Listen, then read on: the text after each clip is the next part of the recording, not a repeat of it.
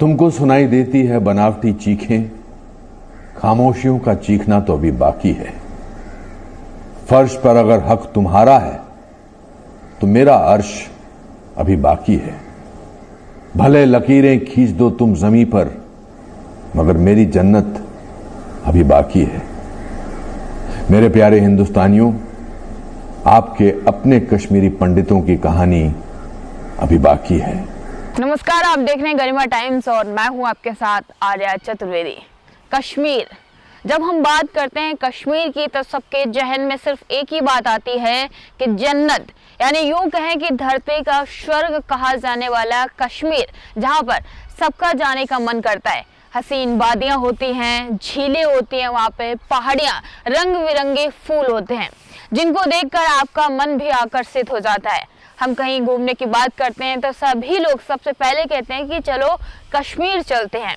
लेकिन क्या आपको कश्मीर की जो ग्राउंड की सिचुएशन है वो पता है? दरअसल आज जनवरी है, 2 जनवरी है और नया साल। हम सभी लोग नया साल मनाते हैं और कामना करते हैं कि हमारे लिए ये नया साल नई उम्मीद लेकर आता है। लेकिन कश्मीर वालों के लिए ये महीना, या यूं कहें कि नया साल कोई भी उम्मीद लेकर नहीं आता है। जब भी जनवरी का जिक्र होता है तो कश्मीर के पंडितों के मन में या जहन में सिर्फ एक ही बात उठती है कि जब कोई आपको आपके घर से निकलने के लिए कहे तो आपकी रूह कांप जाती है। तो ठीक उसी तरह से कश्मीर के पंडितों की भी रूह कांप जाती है। आपको बता दें कि 19 जनवरी 1990 वो दिन था जब कश्मीर के पंडितों के लिए सबसे खौफनाक दिन था। आपको बताना लाजमी है कि इस दिन कश्मीर के पंडितों को अपना घर छोड़ना पड़ा था। इतना ही नहीं बल्कि उनकी जो महिलाएं थी, बेटियां थी, उनको यूं उनके घर से उठा लिया गया था। सामूहिक दुष्कर्म किए गए थे। उनके साथ के लिए ना तो कोई सरकार आई थी और ना ही कोई आम नेता आया था। तो आपको हम ये सारी चीजें दिखाएंगे, यहाँ पर इसलिए लेके आए हैं कि आप सबसे पहले ये सोचें कि कश्मीर जो एक जन्नत कहा जाता है या यूं कहे कि धरती का स्वर्ग कहा जाता है, वहाँ के लोगों की सिचुएशन क्या है। आज हमारे किसान भाई अपनी मांग के लिए आंदोलन कर रहे हैं। पूरा देश के जो लोग हैं उनके सपोर्ट में, उनके समर्थन में आ गए। लेकिन जब बात करते हैं कश्मीर के पंडितों की तो कोई भी उस पर बात करने के लिए तैयार नहीं होता। ऐसा क्यों? ना तो कोई सरकार तैयार होती है और ना ही कोई आम नेता। आपको बता दें कि इस दिन 19 जनवरी 1990 में जब कश्मीरों को अपना घर छोड़ना पड़ा था, कश्मीर के लोगों को अपना घर छोड़ना पड़ा था, तो वो आज भी उम्मीद लगाए बैठे हैं कि उनकी घर वापसी हो गई। लेकिन ना तो उनकी कोई भी नया साल उनके लिए कोई नई उम्मीद लेके आता है और ना ही आज तक उनकी कोई भी किसी भी इंसान की घर वापसी हो पाई है। आपको कश्मीर के पंडितों से ही सुनाते हैं उनकी दर्द की कहानी। जहाँ हम रहते थे उसे फिरदौस कहते हैं।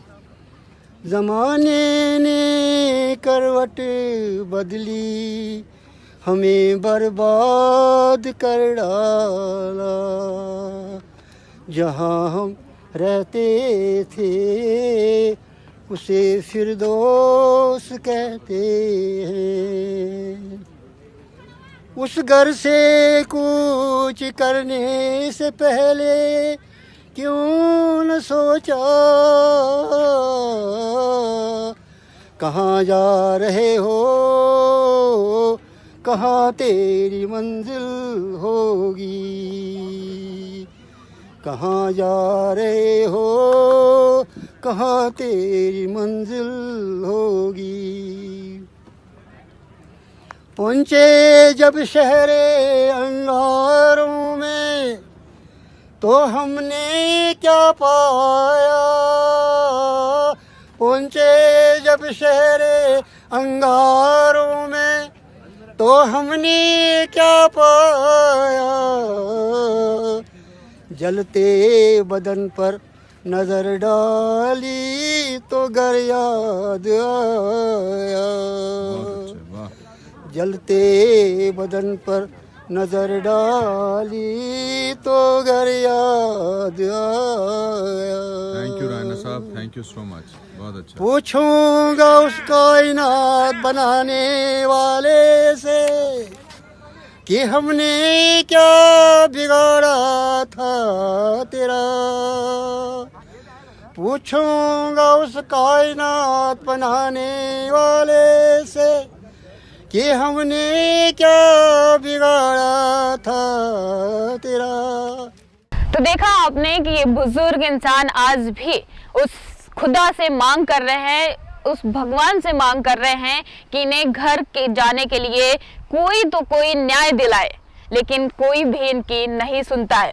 अनुपम खेर, आप सब लोग जानते होंगे कि महान अभिनेता अनुपम खेर भी हालांकि वो भी कश्मीर के ही हैं और कश्मीरी पंडित हैं, लेकिन उनके मुंह से ही हम आपको सुनाएंगे कि कश्मीर के लिए उन्होंने क्या क्या बोला है। नमस्कार, मैं हूं अनुपम खेर और मैं एक कश्मीरी पंडित। राष्ट्रपिता महात्मा गांधी ने पूरे देश को अहिंसा परमो धर्म की शिक्षा दी थी, लेकिन इसी देश में कश्मीरी पंडितों का एक तबका ऐसा भी है जो 90 के दशक के आतंकवाद और हिंसा का शिकार हुआ और आज तक अपने वजूद की लड़ाई लड़ने को मजबूर है।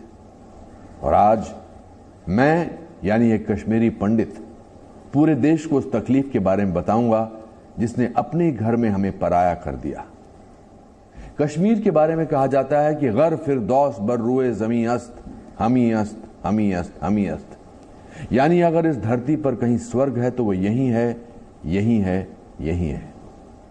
लेकिन आज आपको मालूम होना चाहिए कि कैसे कश्मीर के अपने कश्मीरी पंडित उसी स्वर्ग में तिनके की तरह इधर उधर बिखर कर रह गए। ये तकलीफ जितनी कश्मीरी पंडितों की है उतनी ही आपकी और उन तमाम बुद्धिजीवियों की है जो सहनशीलता पर प्रवचन तो देते हैं लेकिन सच का सामना नहीं करते। तो देखा आपने कि अनुपम खेर ने भी आपको वो चीजें सुनाई जो शायद आपने कभी पहले ना सुनी होंगी। लेकिन हमारे इसके साथ ही एक खास रिपोर्ट है जो आपके लिए बहुत महत्वपूर्ण है। सुनिए हमारी एक खास रिपोर्ट। धोखे का दिन 19 जनवरी, उन तमाम मजबूरियों और दर्द का दिन जब आपके अपने लोग आपको अपने घरों से भाग जाने को मजबूर करते हैं, सरकार आपका साथ नहीं देती है, फिर आपके दर्द को भुला भी दिया जाता है। यह सब हमारे देश में ही हुआ है। हमारे भारत में कई जगहों पर अत्याचार हुए हैं लोगों पर, उन पर बात भी होती है, लेकिन कश्मीरी पंडितों पर हुए अत्याचार को सेकुलर रहने और देश में समरसता लाने के नाम पर बहा दिया जाता है। 30 साल पहले कश्मीर में अल्पसंख्यक कश्मीरी पंडितों का पलायन हुआ। इस बीच कितनी ही सरकारें बदली, कितने मौसम आए गए, पीढ़ियां बदल गईं, लेकिन कश्मीरी पंडितों की घर वापसी और न्याय के लिए लड़ाई जारी है। पलायन की कहानी किसी से छिपी नहीं है। सन 1989-1990 में जो हुआ उसका उल्लेख करते करते 30 साल बीत गए, लेकिन इस पीड़ित समुदाय के लिए कुछ नहीं बदला। लेकिन जो बदल रहा है उससे इस समुदाय के अस्तित्व, संस्कृति, रीति रिवाज, भाषा, मंदिर और अन्य धार्मिक स्थल धीरे धीरे समय चक्र के व्यू में लुप्त होने के कगार पर है। जनवरी का महीना पूरी दुनिया में नए साल के लिए एक उम्मीद लेकर आता है, लेकिन कश्मीरी पंडितों के लिए यह महीना दुख, दर्द और निराशा से भरा है। 19 जनवरी प्रतीक बन चुका है उस त्रासदी का जो कश्मीर में 1990 में घटित हुई। जिहादी इस्लामिक ताकतों ने कश्मीरी पंडितों पर ऐसा कहर ढाया कि उनके लिए सिर्फ 3 ही विकल्प थे, या तो धर्म बदलो, मरो या पलायन करो। आतंकियों ने सैकड़ों अल्पसंख्यक कश्मीरी पंडितों को मौत के घाट उतार दिया था। कई महिलाओं के साथ सामूहिक दुष्कर्म कर उनकी हत्या कर दी गई। उन दिनों कितने ही लोगों की आए दिन अपहरण कर मारपीट की जाती थी। पंडितों के घर पर पत्थरबाजी, मंदिरों पर हमले लगातार हो रहे थे। घाटी में उस समय कश्मीरी पंडितों की मदद के लिए कोई नहीं था, ना तो पुलिस, ना प्रशासन, ना कोई नेता और ना ही कोई मानवाधिकार के लोग। उस समय हालात इतने खराब थे कि अस्पतालों में भी समुदाय के लोगों के साथ भेदभाव हो रहा था। सड़कों पर चलना तक मुश्किल हो गया था। कश्मीरी पंडितों के साथ सड़क से लेकर स्कूल, कॉलेज, दफ्तरों में भी प्रताड़ना हो रही थी। आपको बता दें कि इन कश्मीरी पंडितों को मानसिक, शारीरिक और सांस्कृतिक रूप से प्रताड़ित किया जा रहा था। 19 जनवरी 1990 की रात को अगर उस समय के नवनियुक्त राज्यपाल जगमोहन ने घाटी में सेना नहीं बुलाई होती तो कश्मीरी पंडितों का कत्लेआम व महिलाओं के साथ सामूहिक दुष्कर्म और ज्यादा होता। उस रात पूरी घाटी में मस्जिदों से लाउड स्पीकरों से ऐलान हो रहा था कि काफिरों को मारो, हमें कश्मीर चाहिए। पंडित महिलाओं के साथ न कि पंडित पुरुषों के साथ, यहाँ सिर्फ निजामे मुस्तफा चलेगा। लाखों की तादाद में कश्मीरी मुसलमान सड़कों पर मौत के तांडव की तैयारी कर रहे थे। अंत में सेना कश्मीरी पंडितों के बचाव में आई। ना कोई पुलिस वाला, ना नेता, ना ही सिविल सोसाइटी के लोग। लाखों की तादाद में पीड़ित कश्मीरी हिंदू समुदाय के लोग जम्मू, दिल्ली और देश के अन्य शहरों में काफी दयनीय स्थिति में जीने लगे, लेकिन किसी सिविल सोसाइटी ने उनकी पीड़ा पर कुछ नहीं किया। उस समय की केंद्र सरकार ने भी कश्मीरी पंडितों के पलायन या उनके साथ हुई बर्बरता पर कुछ नहीं किया। कश्मीरी पंडितों के मुताबिक 300 से ज्यादा लोगों को 1989-1990 में मारा गया। इसके बाद भी पंडितों का नरसंहार जारी रहा।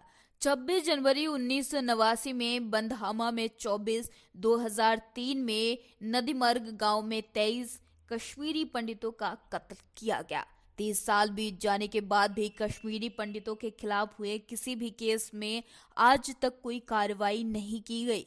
हैरानी की बात तो यह है कि सैकड़ों मामलों में तो पुलिस ने FIR तक दर्ज नहीं की।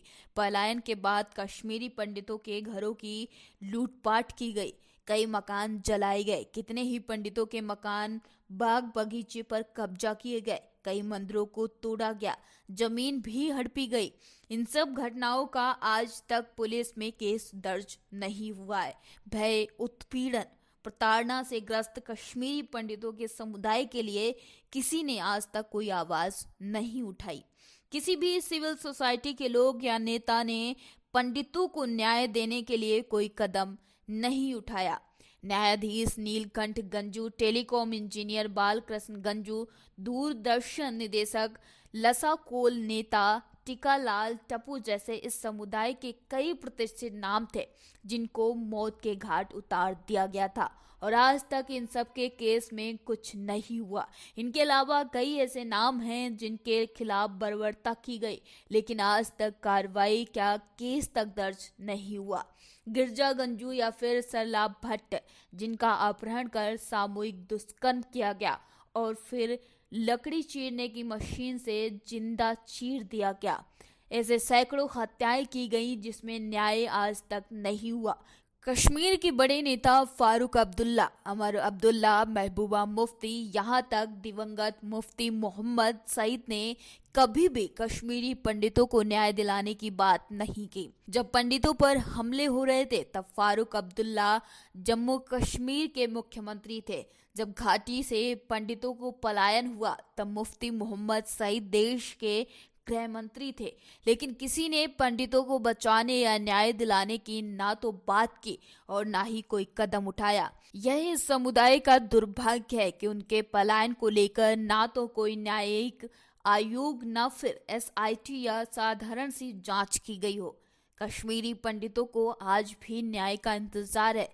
साल 2020 एक नए युग की शुरुआत थी, लेकिन 3 दशक बीत जाने के बाद आज भी इस समुदाय के लिए घर वापसी की राह आसान नहीं है। तो देखा आपने कि ये हसीन वादियों के पीछे का तो सच कुछ और ही है। यहाँ के लोग, उनकी व्यवस्था कोई नहीं देखता है। वो अभी भी बिना लाइट के, बिना और इंटरनेट के गुजारा कर रहे हैं। अभी भी वो एक दहशत में रहते हैं कि कभी भी उनके यहाँ पे आतंकी हमला हो सकता है। लेकिन सभी के मन में सिर्फ एक ही चीज आता कि कश्मीर, वाओ, जन्नत, धरती का स्वर्ग का अगर लुफ्त उठाना है तो लोग कश्मीर जाते हैं। लेकिन अभी भी कश्मीर के लोग हैं, उनके मन में, उनके जहन में कहीं ना कहीं दर्द छिपा हुआ है। तो देखा आपने हमारी रिपोर्ट में हमने जो भी इधर उधर से सर्च किया, जो भी रिसर्च की, वो आपके सामने पेश की। अगर आपको लगता है कि कोई ऐसा और वीडियो हम बना सकते हैं, कोई और टॉपिक है तो प्लीज़ आप हमें कमेंट करके बताइए, तो हम उस पर बात करेंगे, उसकी जो वीडियोस हैं वो बना के आप तक पहुंचाएंगे। फिलहाल अब तक के लिए इतना ही। लगातार देश दुनिया की छोटी बड़ी खबरों से रूबरू होने के लिए बने रहिए हमारे साथ और देखते रहिए गरिमा टाइम्स।